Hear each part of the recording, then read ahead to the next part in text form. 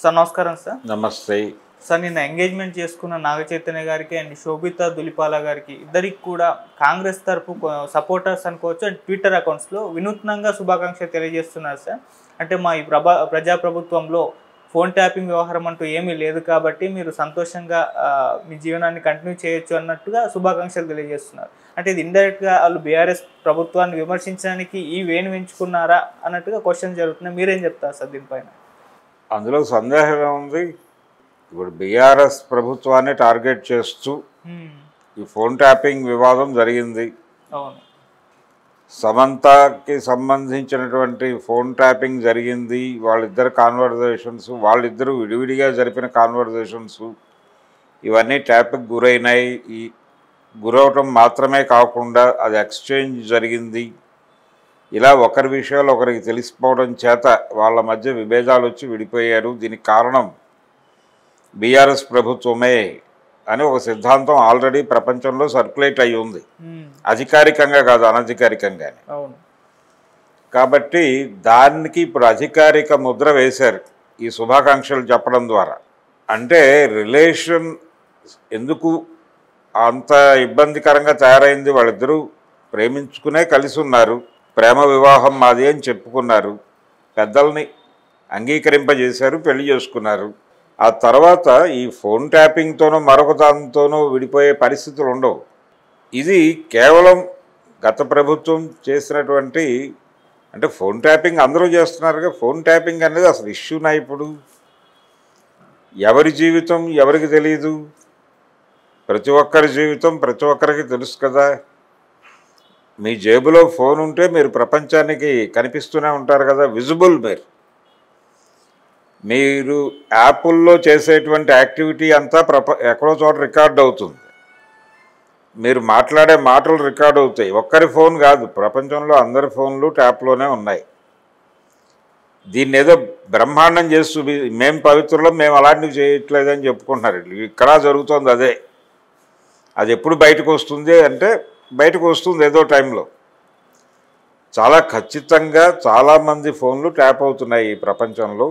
చాలామంది కదలికలు ఫోన్ల ద్వారా ట్రాక్ అవుతున్నాయి, ట్రేస్ అవుతున్నాయి, వాటిని రికార్డ్ చేస్తున్నారు.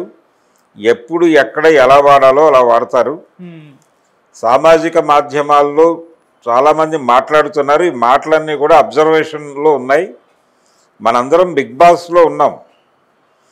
ప్రపంచం బిగ్ బాస్ షోలో ఉంది. బిగ్ బాస్ షో అనేది ప్రస్తుత ప్రపంచానికి ఒక మినియేచర్ మాత్రమే, నమూనా మాత్రమే. కాంగ్రెస్ పార్టీ తనంతట తాను పరిపాలన చేస్తోంది అనుకుంటోంది, తన పద్ధతిలో తాను పరిపాలన చేస్తోంది, ప్రజాప్రభుత్వం ఇలాంటి మాటలన్నీ వాడుతున్నారు. ఇక్కడ ప్రజాప్రభుత్వాలు ఏవీ లేవనే విషయం తెలుసు అందరికీ. ఇప్పుడున్నవి ప్రపంచ బ్యాంకు ప్రభుత్వాలు. ఇవన్నీ ప్రపంచ బ్యాంకు ప్రభుత్వాలు ప్రజా ప్రభుత్వాలుగా భ్రమింపజేయడానికి ట్రై చేస్తాయి. ఈ ముసుగు తొలగించడానికి అవతల పార్టీ ట్రై చేస్తుంది. వాళ్ళు వచ్చి వీళ్ళకంటే కొత్తగా చేసేది ఏం లేదు, వీళ్ళు వాళ్ళకంటే కొత్తగా చేసేది ఏం లేదు. మీ ఎడం చేయి తీస్తే మా పొరచేయి పెడతాము అంటారు, అంతే. అందుకనే పాలక పార్టీలన్నీ కూడా ఒకే తానులో ముక్కలు అని చెప్పింది. అందుకే అది రకరకాల పార్టీలుగా కనిపిస్తాయి, కానీ వాళ్ళందరూ ఆలోచనలు ఒకటే. వాళ్ళందరూ అంతకంటే భిన్నంగా ఆలోచించే పరిస్థితి కూడా లేదు ఇప్పుడు. ఒకప్పుడు ఉండింది.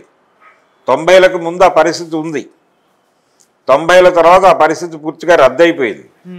ఇప్పుడు ఎవరు అధికారంలోకి వచ్చినా ఆ పద్ధతిలో వెళ్ళక తప్పదు. డిజిన్వెస్ట్మెంట్ చేయకుండా తప్పదు, ప్రభుత్వ ఆస్తులు తగలేయకుండా తప్పదు, ప్రభుత్వ ఆస్తులు అమ్మేయకుండా తప్పదు. ఇప్పుడు చాలామంది మాట్లాడుతున్నారు, చంద్రబాబు టైంలో అవమ్మేశాడు ఇవమ్మేశాడు, ఇక్కడ ప్రాగా టూల్స్ ఇవన్నీ రకరకాల హెచ్ఎంటీ ఇవన్నీ ఉండేవి, అవన్నీ మూసేసింది చంద్రబాబు టైంలోనే. అది చంద్రబాబు సొంత కార్యక్రమం కాదు, అది ప్రపంచ బ్యాంకు కార్యక్రమం. చంద్రబాబు నాయుడు ఇక్కడ ఉండి అమలు చేశాడు, అంతే. చంద్రబాబు తర్వాత వచ్చిన ప్రభుత్వాలు చేసిన పని ఏమిటి? వాళ్ళు ఏమన్నా వాటిని మళ్ళీ వెనక్కి తీసుకొచ్చారా? ఆ తర్వాత 10 ఏళ్ళు కాంగ్రెస్ ప్రభుత్వం నడిచిందిగా, వాళ్ళు ఏమన్నా వెనక్కి తీసుకొచ్చారా? ఇవన్నీ లేదు కదా. దాన్ని మరింత పద్ధతిగా కొనసాగించారంతే. ఎవరూ కూడా గత ప్రభుత్వం మీద చేసిన విమర్శల్ని వీళ్ళ ప్రభుత్వం వచ్చాక వెనక్కి తీసుకురావడం అనేది జరగదు. ఆ ఫ్లోలో వీళ్ళ పద్ధతిలో వీళ్ళు కొనసాగుతారు, అంతే.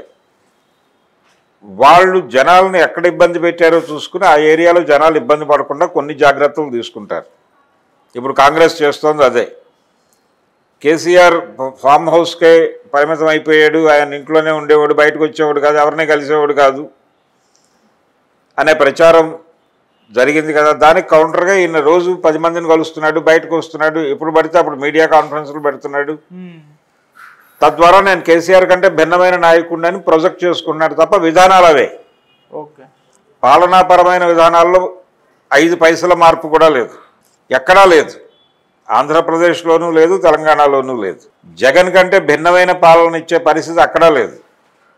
జగన్ తనకి ఇచ్చినటువంటి పరిధిలో తన గేమ్ తను ఆడాడు. చంద్రబాబు కూడా తనకి ఇచ్చిన పరిధిలో తన ఆట తాను ఆడుకునే ప్రయత్నం చేస్తున్నాడు. అలాగే చూడాలి.